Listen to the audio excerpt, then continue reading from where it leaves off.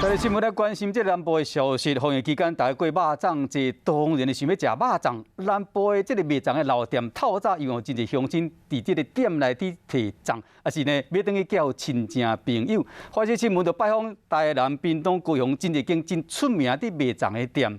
整体来讲，今年的业绩无受到影响，有用价这个数量当然增加真济。啊，高雄盐埕一间卖粽的老店就表示讲，这个去年同期比较起来，卖出去的粽的数量有加2倍，灶卡24小时拢伫运作，真正是有够无用。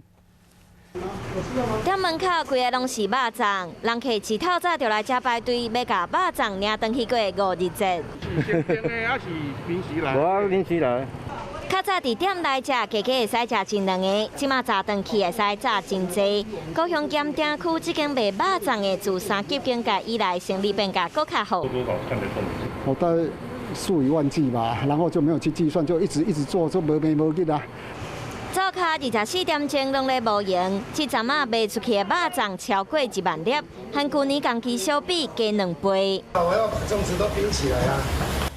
屏东夜车边啊，这间100年肉粽老店，一透早就有真侪都煮好的肉粽，人客来买粽一箱一箱搬上车。我们有知道说大概是谁订到哪里，谁订到哪里，所以我们就是没有统一集中在一起，我们就都给它分开。中央召开冷冻库，规个拢是肉粽，是各地公家机关或者是大企业订来准备要配送的。这阵啊配送单成中3、4成，肉粽的买起业绩无受影响。